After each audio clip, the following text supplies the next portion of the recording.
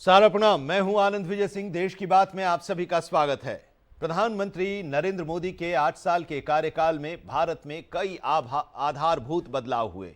जन धन योजना के तहत आबादी के सबसे निम्न वर्ग का सशक्तिकरण हुआ।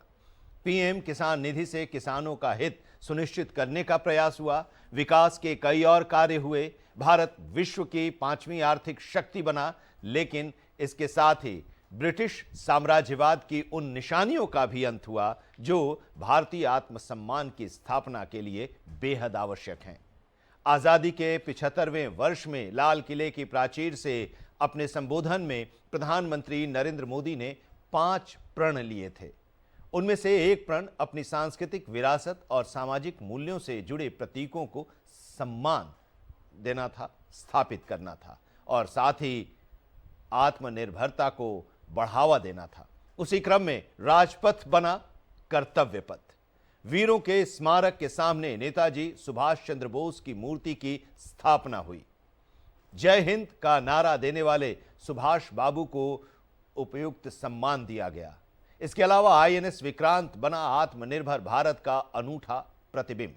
गणतंत्र दिवस के समापन समारोह पर भारतीय धुनें बजाई जाने लगी और भारतीय वाद्यों का प्रयोग होने लगा। अब और आगे क्या? पीएम मोदी के नेतृत्व में और किन बदलावों की हम अपेक्षा कर सकते हैं? क्या स्वतंत्रता दिवस समारोह का स्थल भी बदलेगा? और आगे पीएम मोदी देश में क्या क्या बदलेंगे? नेताजी की विरासत को क्या अब नए सिरे से देखा जाएगा? इस पर आज हम देश की बात में व्यापक तौर से चर्चा करेंगे। कर्तव्य पथ पर नेताजी। और हमारे साथ आज इस चर्चा में खास मेहमान जुड़े हुए हैं। वैभव अग्रवाल, भारतीय जनता पार्टी के प्रवक्ता, हमारे साथ इस चर्चा में जुड़ रहे, और साथ ही कांग्रेस के नेता चंद्रमोहन शर्मा जी हमारे साथ इस चर्चा में हैं। आम आदमी पार्टी के वरिष्ठ नेता रमेश श्रीवास्तव जी भी इस चर्चा में जुड़ रहे हैं, और अनिल गर्ग जी राजनीतिक विश्लेषक के तौर पर हमारे साथ इस चर्चा में हैं। आप सभी का बहुत बहुत स्वागत है। ये आज का जो विषय है, कर्तव्य पथ पर नेताजी। राजपथ से अब कर्तव्य पथ के रूप में उसे जाना जाएगा, और कर्तव्य की अनुभूति हो और कर्तव्य पर चलने के लिए इस रास्ते का नाम कर्तव्य पथ रखा गया है। इस पर राजनीति भी हो रही है, सियासत भी हो रही है, लेकिन सवाल यह है कि क्या गुलामी के प्रतीकों की जो जंजीरें हैं उसे तोड़ना जरूरी नहीं है? क्योंकि ये एक ऐसा विषय है जिस पर राजनीति नहीं होनी चाहिए। देश की बात है, देश के सम्मान की बात है। इसलिए आज हम इस चर्चा की शुरुआत राजनीतिक विश्लेषक अनिल जी से ही हम करना चाहेंगे। अनिल जी, क्या गुलामी के प्रतीकों की जंजीरों को तोड़ना एक सियासी कदम है? क्या यह जरूरी नहीं है? क्या लगता है आपको?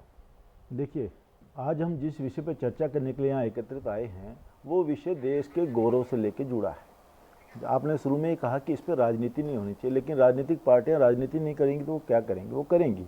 लेकिन आप ये देखिए, इसका एक ही मायना नहीं है कि हम गुलामी के प्रतीकों को हटा रहे हैं। ये तो है ही किंग्सवे यानी राजपथ अपने आप में दिखाता है कि किसी राजा के लिए इस रास्ते को बनाया गया था। उस छतरी के नीचे जॉर्ज पंचम की जो मूर्ति थी वो अपने आप में दिखाती है कि यहाँ पे अंग्रेजों का जो शासन था वो वायसराय तक जाने वाली रोड को किंग्सवे बनाया गया, और वहाँ तक जाने के लिए रास्ता उनके लिए व्यक्तिगत रूप से बनाया गया। ठीक है कि भारत अभी तक उसको अपने सबसे महत्वपूर्ण रोड के रूप में इस्तेमाल करता है, लेकिन कब तक हम सिर्फ जो अंग्रेजों के बनाए हुए प्रतीक चिन्ह हैं उन्हीं को ढोते रहेंगे या उन्हीं को ही सबसे बड़ा मानते रहेंगे? भारत कब आगे बढ़ेगा? भारत ने अब आगे बढ़ के दिखाया है। सबसे पहले आप ये देखिए, उन्होंने उस पूरे सिस्टम को जिसको हम लुटियन जोन बोला करते थे उसका नक्शा बदलने की तैयारी की। जिस पार्लियामेंट को हम बोलते थे बहुत अच्छा भवन है, इसमें कोई दो राय नहीं, लेकिन क्या हम उसी से काम चलाएंगे? क्या उससे हमारा काम चल रहा था? 150 सांसदों की जो जगह थी बैठने की उसको हमने बढ़ा के 550 कर दिया, तो इतना ओच पोच हो गया। एक सांसद को दूसरे तक जाने के लिए पहले वाले को कहना पड़ता, भाई थोड़ा आगे थोड़ा पीछे हो जाओ। क्या ऐसे ही काम चलेगा? कुछ बदलाव नहीं चाहिए क्या हमें? तो वो बदलाव हम वहाँ पे कर रहे हैं। सेंट्रल विस्टा एवेन्यू जो बनाने की बात की, सभी मंत्रालय आसपास हों, सभी मंत्रालयों का काम एक मंत्रालय से दूसरे मंत्रालय तक फाइल जाने में दिनों में नहीं घंटों में पहुंच जाए। सभी जगह जो मंत्रालयों से जिनका कामकाज चलता है उनको आने में और एक दूसरे के यहाँ जाने में परेशानी ना हो, इससे आउटपुट बढ़ेगा कि नहीं बढ़ेगा। और एक सबसे बड़ी बात, आर्थिक मैं बात बता रहा हूँ, करीबन 950 से 1000 करोड़ रुपए सालाना इन मंत्रालयों के अलग अलग ऑफिस पे किराया जाता था। मात्र 1350 करोड़ रुपए में नया पार्लियामेंट और ये सेंट्रल विस्टा एवेन्यू को बनाया जा रहा है। अब ये 1.5 साल में ही इसकी पूरी लागत पूरी हो जाएगी किराए पे। तो विरोध करने वाले कौन है? क्या विरोध करने वाले वो लोग हैं जिनको किराया मिलता था? क्या विरोध करने वाले वो लोग हैं जिनको लगता है कि गुलामी की प्रतीक से हमको जोड़ के रखें तो हमारा गौरव बढ़ता है? आप देखिए ये किस समय आया है, राजपथ को कर्तव्य पथ उस समय बनाया गया है जब गुलामी को हमें देने वाले अंग्रेजों को पछाड़ करके, उनके देश ब्रिटेन को पछाड़ करके भारत 5वीं सबसे बड़ी अर्थव्यवस्था बना है। यानी भारत प्रगति के पद पे अग्रसर है और बहुत तेजी से आगे जा रहा है। तो इसलिए वो आर्थिक तौर पे भी इसके लिए बहुत जरूरी था इस सबको बनाना, गुलामी के प्रतीक हटा के देश का स्वाभिमान बढ़ाने के लिए प्रतीक था इसको बढ़ाना। और तीसरी बड़ी बात, नेताजी ने जितना संघर्ष किया स्वतंत्रता सेनानी के नाते, देश का जितना उन्होंने नेतृत्व दिया, क्या उनको वांछित सम्मान मिल पाया? देश के पहले राष्ट्राध्यक्ष के रूप में 30 दिसंबर 1943 को पोर्ट ब्लेयर के जिमखाना क्लब के सामने पहले राष्ट्राध्यक्ष के रूप में जिन्होंने झंडा फहराया था वो थे सुभाष चंद्र बोस, नेताजी। क्या हमने उनको वांछित सम्मान दिया है? आज अगर वहां पे हमने उनकी मूर्ति लगाई है और उनका अनावरण हुआ है तो ये इस बात का प्रतीक है कि देश अब जॉर्ज पंचम के से हटकर अब नेताजी सुभाष चंद्र बोस के दिखाए हुए रास्ते पे चलने को तैयार है। ये एक बहुत बड़ा संदेश है। तीसरा, मैं अपनी बात खत्म कर दूं। तीसरा, अभी जो श्रमिकों का सम्मान आपने देखा, जिन लोगों ने सुभाष चंद्र बोस की मूर्ति वहां पे लगाई, इसके लिए अथक प्रयास किया, उन लोगों से प्रधानमंत्री जी स्वयं मिले। उससे पहले भी आपको याद होगा जब अयोध्या गए थे और जब अपना विश्वनाथ कॉरिडोर का उद्घाटन हुआ तो उसमें भी वो श्रमिकों से मिले थे, उनके पाँव भी पखारे थे, आपको अगर याद होगा, और कुर्सी हटा के उनके साथ बैठे थे। ये किस बात का द्योतक है? ये इस बात का द्योतक है कि जो अंतिम पंक्ति में खड़ा, जिसको हम श्रमिक बोलते हैं, जिसको श्रमजीवी बोलते हैं, वो भी उतने ही सम्मान के योग्य हैं जितना देश का बड़ा से बड़ा व्यक्ति। इस बात को देश के प्रधानमंत्री ने साबित करके दिखाया है कि आपके उन्नति में, आपकी आगे बढ़ने वाले जो भी आपने सफलता हासिल की है उसमें उन सबका भी बराबर से योगदान है। आप ये मत समझिए कि आपने उनको पैसा दे दिया, उनके श्रम की आपने पारिश्रमिक दे दिया तो आपका काम खत्म हो गया, उनका कोई योगदान नहीं बचा, आपके सिर्फ पैसे का ही योगदान बचा। दोनों का बराबर योगदान है। ये इस कार्य से उन्होंने करके दिखाया। दीनदयाल उपाध्याय जी की जो एक महत्वपूर्ण एक तरीका था जीने का कि अंत्योदय होना चाहिए, अंतिम पंक्ति में खड़े व्यक्ति का भी उदय, उसकी भी सोच, उसके बारे में भी चिंता जब देश करेगा तब माना जाएगा देश अब तरक्की के रास्ते पे। तो ये अंत्योदय योजना को लागू करने का प्रधानमंत्री जी का एक तरीका है जिससे अंतिम व्यक्ति में खड़ा व्यक्ति भी देश में सम्मान पाता है, उसको लगता है हम देश में सम्मान योग्य व्यक्ति है, नागरिक हैं। ठीक है, ये पूरी बात आपने रख दी कि अब नया आखिर ये क्या है, तो सारी बातें अब अनिल जी ने रख दी। रमेश श्रीवास्तव जी, दिल्ली में आपका शासन है, दिल्ली में आपकी सत्ता है, पंजाब में भी आप सरकार में हैं। इन दो राज्यों के लिहाज से अगर हम बात करें तो आप वहाँ पर देशभक्ति की भावना लोगों में पैदा करने के लिए लगातार कोशिश कर रहे हैं। तिरंगा यात्रा भी आप निकाल रहे हैं देश भर में, देश के अलग अलग हिस्सों में भी आप निकाल रहे हैं, न सिर्फ दिल्ली या पंजाब में। दिल्ली में तो राष्ट्र ध्वज जगह जगह आप लगा रहे हैं, कह भी रहे हैं कि ये भावना जगेगी। तो ऐसे में जब प्रधानमंत्री ये बात कहते हैं कि गुलामी का एक अंश भी है तो उसे किसी भी हालत में रहने नहीं देना है, तो आप इसका समर्थन करते हैं? ये जो कर्तव्य पथ हुआ किंग्स वे, उसका हिंदी रूपांतरण किया गया 1956 में राजपथ, और उसके बाद अब आज उसको कर्तव्य पथ के तौर पर देखा जा रहा है। नेताजी सुभाष चंद्र बोस की प्रतिमा को लगाया गया है, जॉर्ज पंचम के प्रतिमा जहां लगी थी वहां पर एक भावना पैदा की जा रही है। तो आप तो इसमें साथ होंगे या आप भी इसका कुछ कमी निकाल रहे हैं, आलोचना करेंगे? जहां तक नागरिक सम्मान की बात है उसमें तो कोई भी सरकार कुछ भी आगे बढ़े तो हम उनके साथ हैं, लेकिन जो ये सरकार कर रही है वो एक इवेंट मैनेजमेंट की एक्सरसाइज है। ये कोई दिल से सम्मान करने वाली बात है ऐसा मुझे दिखाई नहीं दे रहा। अगर दिल से सम्मान करने वाली बात होती तो नेताजी की मृत्यु पर जो रहस्य का पर्दा है, उस पर्दे को हटाने के लिए जो आयोग बने, अभी तक अंतिम रूप से सत्य अन्वेषित नहीं हो पाया। रिंकोजी टेम्पल में जो उनसे जुड़ी हुई सारी फाइलें अब सार्वजनिक हो गई है रमेश जी। ये निर्धारित नहीं है। रमेश जी, इस सरकार ने उससे जुड़ी हुई सारी फाइलें सार्वजनिक कर दी हैं कि आखिर नेताजी का क्या हुआ। वो उनके सबसे बड़े स्वतंत्रता सेनानियों में से एक स्थान रखते थे, रखते हैं और रखते रहेंगे भी। दरअसल ये सरकार कर क्या रही है?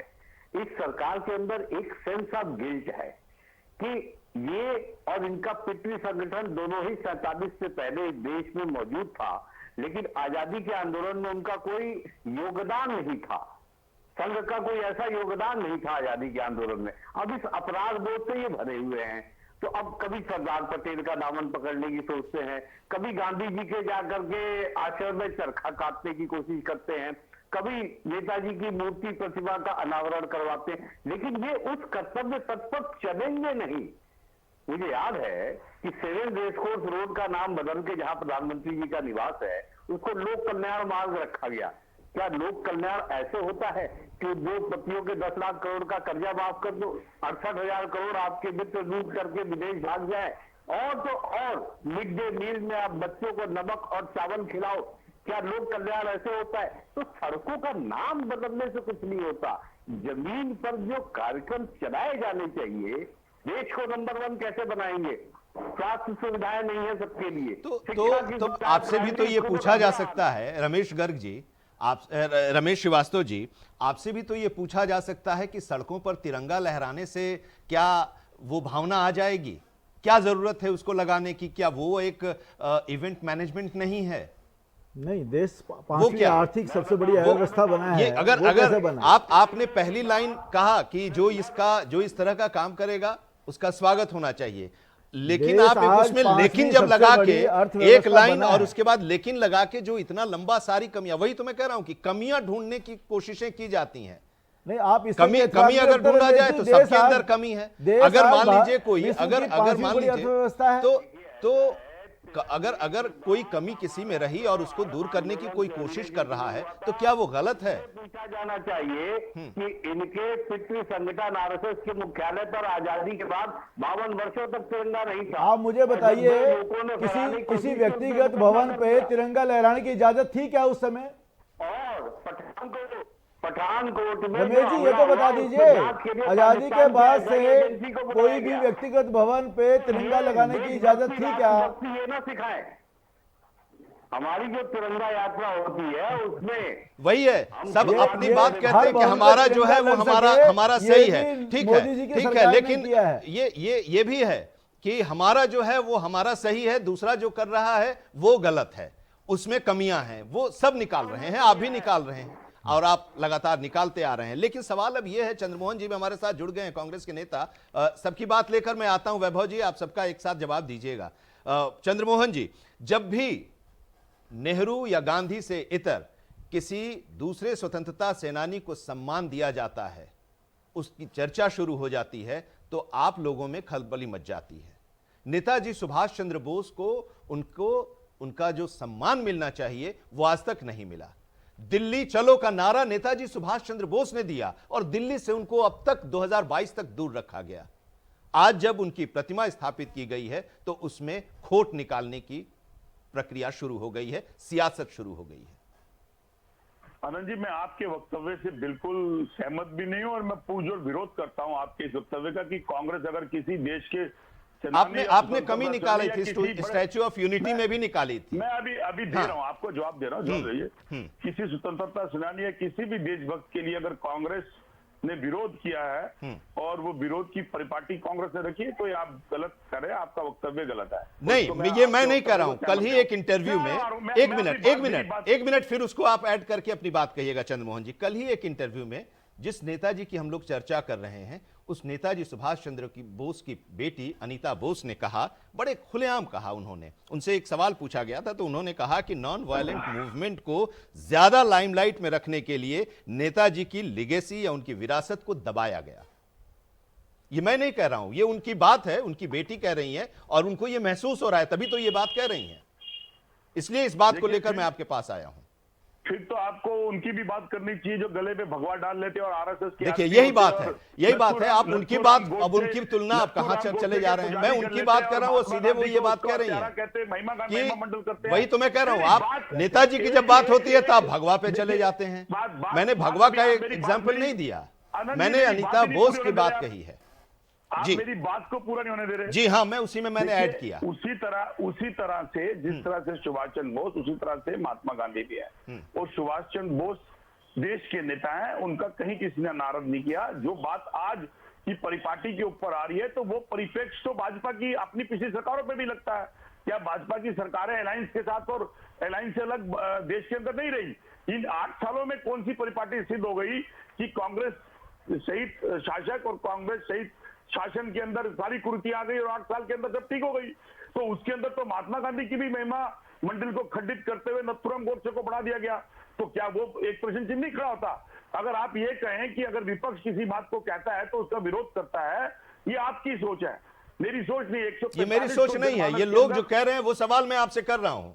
लोग जो सवाल कर रहे हैं, और ये सवाल आपसे भी लोग पूछ रहे होंगे, वो हर आदमी को आप व्यक्तिगत तौर पर आप कहेंगे तो वो आपकी इच्छा है, लेकिन ये सवाल आया है, इसीलिए ये सवाल मैं आपसे कर रहा हूं क्योंकि मैं जानता हूं कि चंद्रमोहन शर्मा बेबाकी से इस तरह के सवालों का जवाब देते हैं, बिना किसी पर आक्षेप लगाए हुए, व्यक्तिगत आक्षेप लगाए हुए। देखिए, अगर देश के अंदर 8 सालों के अंदर देश की विरासतों को कुछ हुक्मरान की गुलामी का चिन्ह प्रतीक देकर आज की सरकार उसको मिटाते हुए कहती है, तो वो देश के अंदर उन सभी प्राइम मिनिस्टरों के नाम और उसके नाम को कलंकित करती है। और उसके अंदर भाजपा के खुद के प्राइम मिनिस्टर भी हैं, क्योंकि देश की विरासत के अंदर बनाने के अंदर देश के अंदर किसी भी व्यक्ति के साथ साथ सब समूह का योगदान था।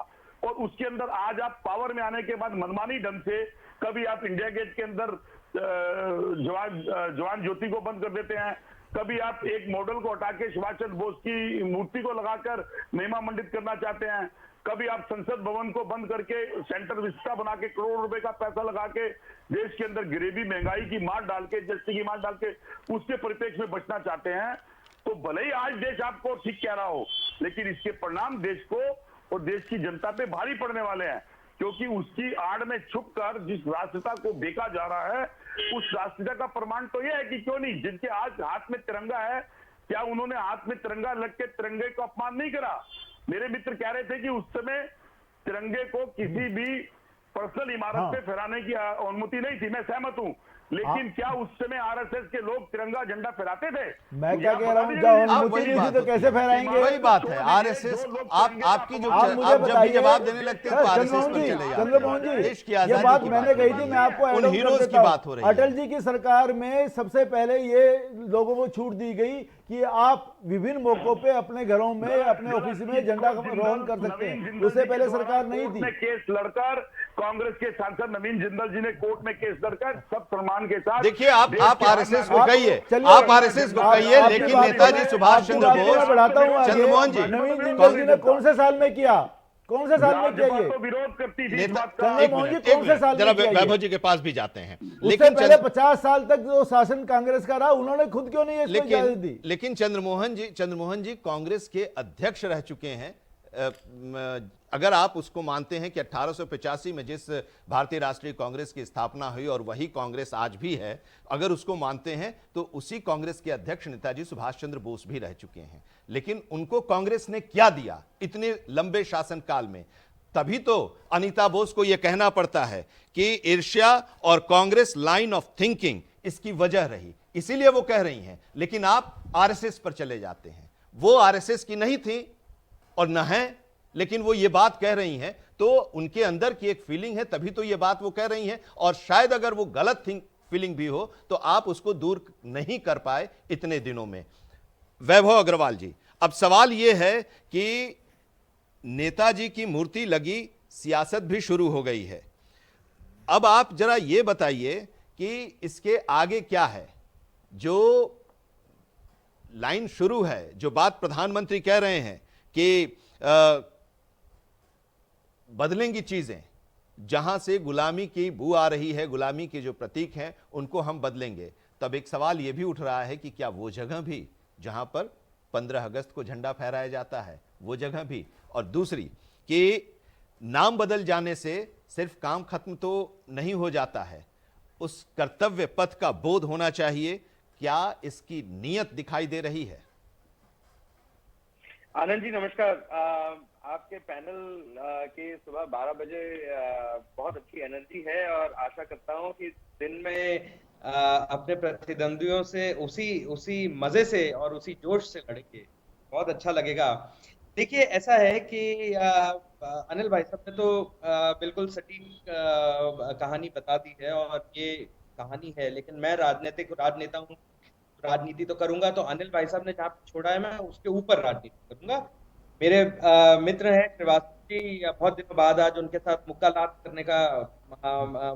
करने का मौका मिला, तो उनके अपने विचार हैं, कोई बात नहीं, अभी मैं उनकी बात पे जवाब देता हूँ। चंद्र भाई जी तो बोलते ही हैं, उनकी राजनीतिक मजबूरी भी है, वो अगर बोलना चाहे भी भारत के नागरिक होने के अलावा, तो उनकी पार्टी का एक परिप्रेक्ष्य ऐसा है कि उसमें वो नहीं पाएंगे चाह के भी। मैं उनको पर्सनली जानता हूँ, वो किस तरह के किस मिजाज के इंसान है, तो मैं समझता हूँ इसको, लेकिन वो भी नेता है तो नेतागिरी करना लाजमी, मैं उससे परहेज नहीं करता। अब आ जाए सबसे पहले की बात पे। अब श्रीवास्तव जी की बात पे, यदि मेरे घर पे मेरी बड़ी कोई बड़ी सास होंगी या कोई, तो मेरे से बड़ा कोई होगा, तो मैं श्रीवास्तव जी को बोलूंगा पार्टी की ओर से कि तुम तो भाई साहब बोल रहे हो मत, आज तो पैदा हुए तुम हमारे पे प्रश्न उठा रहे हो कि हमने क्या बोला, आपने कि हमने आजादी में कोई योगदान नहीं दिया, तुम्हारा तो बोलना ही नहीं बनता, तो हो ही नहीं। ये तो लड़ाई भाजपा और कांग्रेस के बीच की बात है, आम आदमी पार्टी का तलवार भाले लेके कूद रही है, मैं भी क्यों? क्योंकि ये तो राजनीतिक परिप्रेक्ष्य रेलेवेंस की बात है कि मैं खबरों में रहना चाहता हूं, तो मैं कुछ तो बोलूंगा। जो बात तुम्हारे पैदा होने से पहले हो गई, मैं उसके बारे में क्या बोलूंगा? अब अनिल जी अगर अपने पिताजी के स्कूल के टाइम के बातें बताएं, तो वो बातें केवल किस्सों में आधारित रहेंगी, लेकिन अनिल जी अपने स्कूल के टाइम के बारे में बताएं तो हम गौर से सुनेंगे कि फर्क है उसके अंदर। तो देखिए, तो गॉसिप नहीं करना है अपने को राजनीति, हर चीज पर राजनीति नहीं देखनी है, अपने को अक्ल से काम लेना है। जनता देखती है, आप कितना ही बोल लो, आप हमारे पे प्रश्न उठाओगे, हम तो यही बोलेंगे कि भाई साहब तुम कौन मैं कौन काम का, है ना, बेगानी शादी में अब्दुल्ला दीवाना। तो कोई मतलब ही नहीं आम आदमी पार्टी का तो ये सब बोलने का। आम आदमी पार्टी को ये बोलने कि आज के परिप्रेक्ष्य जो हुआ तुम्हारे पैदा होने के बाद, उसके अंदर हम राजी खुशी में देश आगे बढ़ रहा है, हम क्या कर सकते हैं देश को आगे बढ़ाने के लिए, ये बोलो। क्योंकि आज अभी तक तो कोई ऐसा काम, कोई कार्य किया नहीं है पिछले 10 साल में, चाहे राजनीति तुमने कर ली है, आम आदमी कर ली है, तो आज तक तो किया नहीं कार्य। कांग्रेस और भाजपा ने जो किया, तो भी अगर खराब तरीके से बोलो कि राजनीतिक परिप्रेक्ष्य में, जनता क्या बोलेगी? जनता बोलेगी अरे भाई क्या बोल रहा है। खैर कोई बात नहीं, डॉक्टर साहब ये तो मेरा आपकी पार्टी पे कटाक्ष है, और राजनीति तो मैं करूंगा, राजनेता हूं, तो कोई दिक्कत नहीं है, सच्चाई जहां तक बयान हो अनिल भाई साहब ने बता दी। तो और ऐसी बात नहीं है कि अनिल मेरे मुख्य पत्र बने हुए हैं, अनिल जी से मेरी बहुत कलाप भी हुई है, कई डिबेट, तो ऐसी बात नहीं है कि वो मेरे मुख्य पत्र, जो सच है वो सच है। इंग्लिश में कहावत होती है, call a rose, call it any time any other thing, वो रोज ही रहेगा, गुलाब ही रहेगा, गेंदा नहीं बच जाएगा। खैर कोई बात नहीं।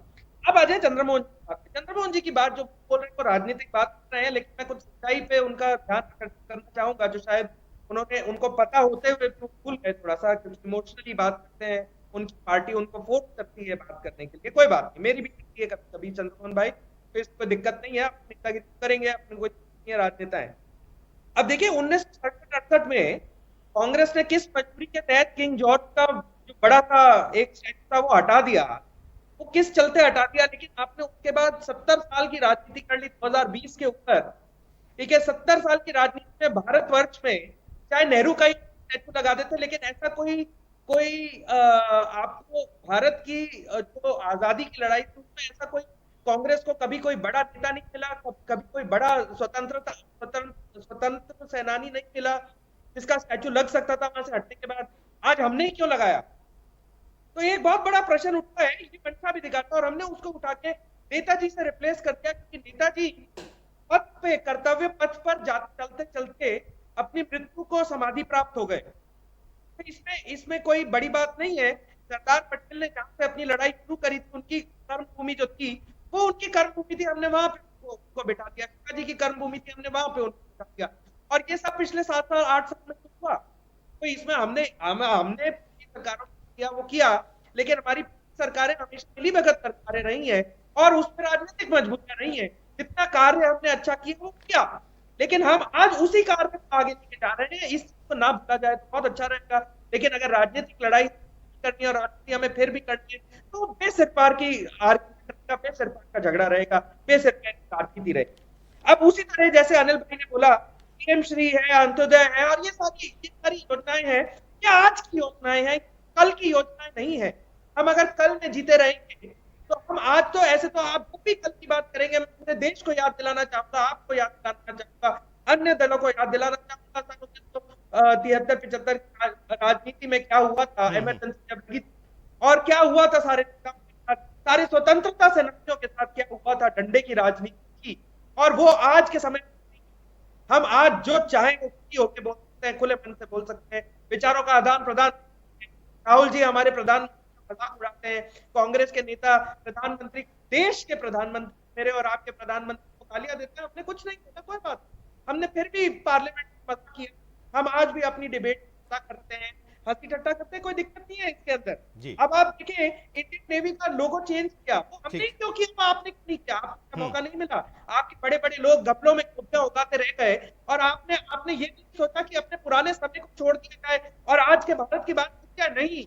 हमने 1500 कानून नेस्तनाबूद कर दिए जो कि अंग्रेजों के समय के थे।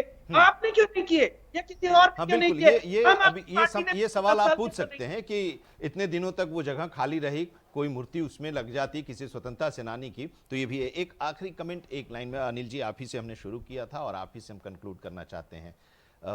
कर्तव्य पथ के नाम का नाम भर ही रहेगा या वो एहसास दिलाएगा भारत के राजनेताओं में, उसमें वो सफल हो पाएगा? नाम में भी अपना एक असर होता है। जब हम अपने भगवान का नाम लेते हैं तो भक्ति की तरफ मन जाता है, इसमें कोई दो राय नहीं है। कर्तव्य पथ सभी सांसदों का, सभी मंत्रियों का और पूरी सरकार का कर्तव्य को लगातार याद दिलाएगा। दूसरी बात है, उनको अपना कर्तव्य पूरा करने के लिए जिस इंफ्रास्ट्रक्चर की जरूरत है, जिस भी लॉजिस्टिक की जरूरत है, वो उसको भी पूरा करता है। तो मुझे लगता है कि देश एक अच्छी दिशा में तेजी से, गति से आगे बढ़ रहा है और हम सब लोगों को इसका स्वागत करना चाहिए। उसी तरह से पार्लियामेंट के प्रीमाइसेस में महात्मा गांधी हैं और बहुत कुछ वहां पर होता है, लेकिन गांधी देखते हैं और थोड़ी शर्म तो जरूर उन लोगों को आती होगी गांधी की प्रतिमा के सामने। उसी तरह से यहां पर इंडिया गेट के पास अब नेताजी हैं। कर्तव्य पथ से अगर आप विमुख होने की कोशिश करेंगे तो नेताजी आपको देख रहे होंगे और नेताजी आपको फिर उस कर्तव्य पथ पर लाने की कोशिश एक बार फिर से करेंगे। इसी उम्मीद और विश्वास के साथ शायद उसका नाम कर्तव्य पथ रखा गया है, नेताजी को वहां पर स्थापित किया गया है। बहुत बहुत शुक्रिया हमारे साथ जुड़ने के लिए वैभव अग्रवाल जी, चंद्रमोहन शर्मा जी, रमेश श्रीवास्तव जी, आपका भी बहुत बहुत शुक्रिया। शुक्रिया अनिल गर्ग जी हमारे साथ इस चर्चा में जुड़ने के लिए और इस विषय पर अपनी उसका विश्लेषण करने के लिए। देश की बात में आज इतना ही। जुड़े रहिए सारा समय के साथ। सहारा प्रणाम।